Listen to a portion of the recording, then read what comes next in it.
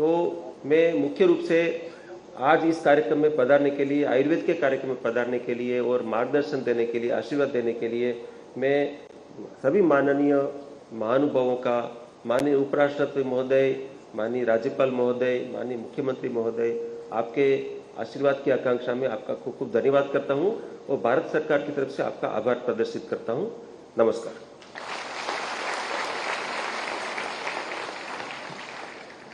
आयुष मंत्रालय के संक्षिप्त विवरण हेतु आपका सादर धन्यवाद। और अब समय है उनके उद्बोधन का, जिनका कथन एवं कथन पर कार्यान्वयन की गति इतनी द्रुत है कि जो सबको विस्मित कर देती है, जिनकी उपस्थिति आश्वासन व उत्साह का पर्याय है, जिनको सुनने की उत्सुकता प्रत्येक व्यक्ति में है। अति विनम्रता से मैं अनुरोध करती हूँ माननीय मुख्यमंत्री उत्तर प्रदेश श्री योगी आदित्यनाथ जी से कि आपका प्रखर उद्बोधन।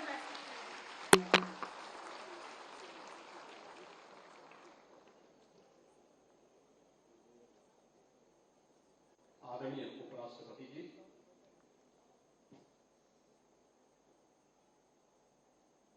डॉक्टर श्रीमती सुदेश धनखड़ जी, प्रदेश की आदरणीय राज्यपाल श्रीमती आनंदीबेन पटेल जी, प्रदेश सरकार में मेरे सहयोगी मंत्री श्री सोमेंद्र तोमर जी, श्री दिनेश खटीक जी, इस कार्यक्रम के संयोजक और राज्यसभा के माननीय सांसद डॉक्टर लक्ष्मीकांत वाजपेयी जी,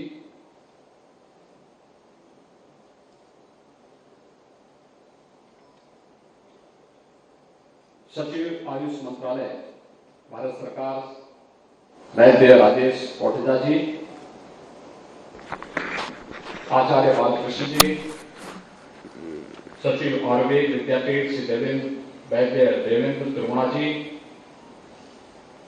मनोज नेसारी जी, आज के इस कार्यक्रम में उपस्थित सभी माननीय जनप्रतिनिधिगण, देश और प्रदेश के अलग अलग अंचलों से यहां पर उपस्थित आयुर्वेद के सभी हमारे विशेषज्ञगण और उपस्थित भाइयों बहनों, मैं देश के आदरणीय उपराष्ट्रपति जी का और उनकी धर्मपत्नी आदरणीय डॉक्टर सुदेश धनखड़ जी का अपने ऑफिशियल विजिट में प्रथम बार उत्तर प्रदेश आगमन पर उत्तर प्रदेश वासियों की ओर से हृदय से स्वागत करता हूं, अभिनंदन करता हूं।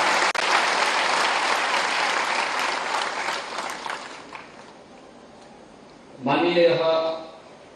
मेरठ की धरती है, भारत के इतिहास की धरती, महाभारत की रचनाकार वाली धरती। यही मेरठ से कुछ ही दूरी पर हस्तिनापुर है, जिसने महाभारत की नींव रखी थी और एक नए इतिहास का सृजन किया था। आने वाली पीढ़ी को एक धरोहर दी थी, जिसने इस घोषणा भी की थी कि धर्म, अर्थ, काम और मोक्ष जो चार मानवीय पुरुषार्थ हैं, इनसे संबंधित जो कुछ भी है वह इस ग्रंथ में है, जो इसमें नहीं वह अन्यत्र कहीं नहीं है, वह उद्घोष करने वाली धरती है।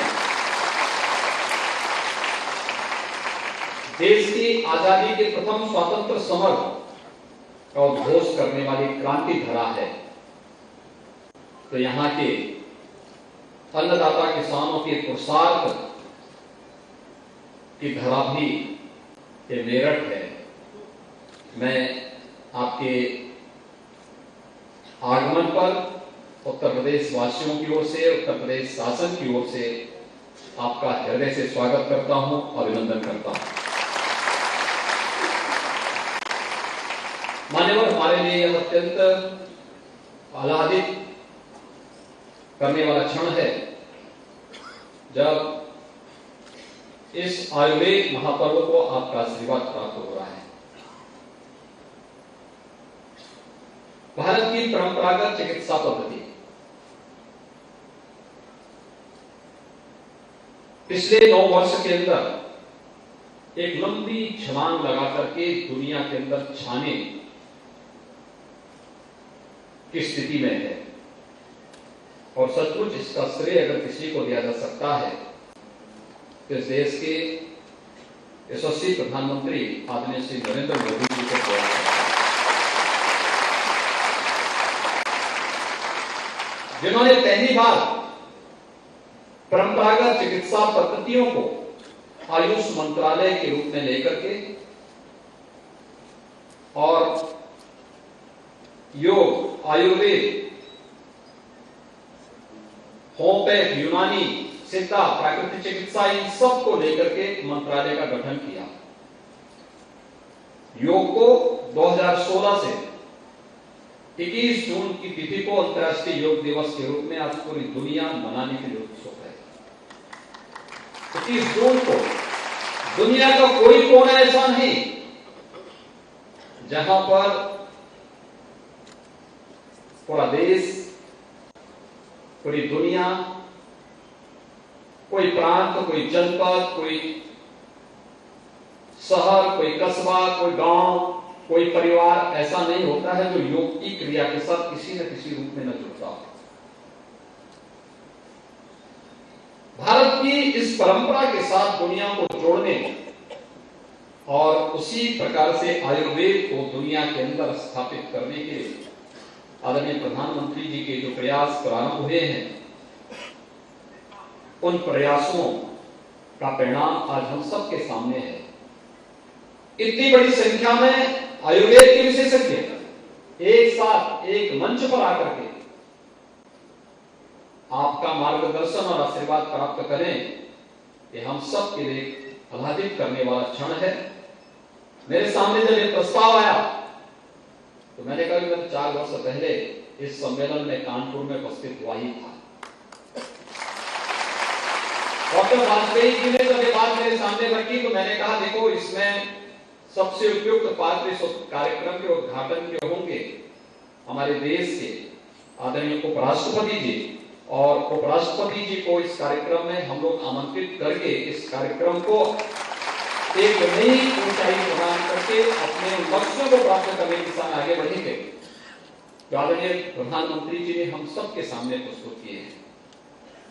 और आज इस आयुर्वेद सम्मेलन के उद्घाटन कार्यक्रम में आपकी उपस्थिति इन सभी आयुर्वेद के विशेषज्ञों को प्रफुल्लित कर रहा है, उन्हें एक नई उड़ान के लिए तैयार कर रहा है।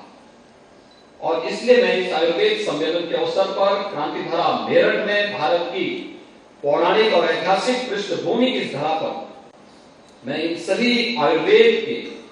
विशेषज्ञों की ओर से आपका हृदय से स्वागत करता हूं, अभिनंदन करता हूं। मान्यवर, उत्तर प्रदेश के अंदर वर्तमान में उत्तर प्रदेश सरकार के द्वारा जिस क्षेत्र में यह आयुर्वेद सम्मेलन किया गया है, यहाँ के बहुत सारे आयुर्वेद के हमारे विशेषज्ञ हैं या रहे हैं जिन्होंने इस फील्ड में अपने समय में विषम परिस्थितियों का सामना करते हुए बहुत कुछ करके दिखाया। खासतौर पर वैद्य राम सहाय कौशिक जी, वैद्य हरिदत्त जी, वैद्य कृष्णलाल वाजपेयी जी, वैद्य मुरारीलाल शर्मा जी, वैद्य पशुपतिनाथ जी, वैद्य विष्णुदत्त शर्मा जी ने इस पूरे क्षेत्र में आयुर्वेद के माध्यम से आयुष की जिस पद्धति को आगे बढ़ाने का कार्य किया था, वह अत्यंत अभिनंदनीय है। और राष्ट्रपति जी के मानव यूनानी चिकित्सक पद्म पुरस्कार से सम्मानित हकीम सैफुद्दीन जी की भी धरती यही मेरठ रही है, यही मेरठ से उनका चुनाव रहा है। 3 दिवसीय जो आयुर्वेद महासम्मेलन आज से प्रारंभ हो रहा है, आयुर्वेद की विभिन्न विधाओं को लेकर के यहाँ पे चर्चाएं होंगी। उनके द्वारा जो बेस्ट प्रैक्टिसेस हैं उनके बारे में अवगत कराया जाएगा। इस दिशा में जो नए शोध हो रहे हैं इसके बारे में भी अवगत कराया जाएगा, और कैसे हम आयुर्वेद को, योग, आयुर्वेद, प्राकृतिक चिकित्सा, इन सबको हम हेल्थ एंड वेलनेस सेंटर के अपने प्रधानमंत्री जी के इस अभियान के साथ जोड़ करके हेल्थ टूरिज्म के एक उत्कृष्ट केंद्र के रूप में विकसित कर सकते हैं। इन सभी मुद्दों को लेकर के 3 दिनों तक यह महासम्मेलन यहाँ पर होने जा रहा है। इस सम्मेलन के माध्यम से आज मैं अवगत कराना चाहता हूं कि आदरणीय प्रधानमंत्री जी ने 9 वर्ष पहले आयुष मंत्रालय के गठन के साथ जिस भारत की परंपरागत चिकित्सा पद्धतियों को प्रोत्साहित करने के लिए कार्यक्रम आगे बढ़ाए थे, आज उसी का परिणाम है कि उत्तर प्रदेश के अंदर हमारे पास 3,959 आयुष चिकित्सालय संचालित हैं, जिनमें आयुर्वेद के 2,110, होम्योपैथ के 1,584, यूनानी के 254 चिकित्सालय हैं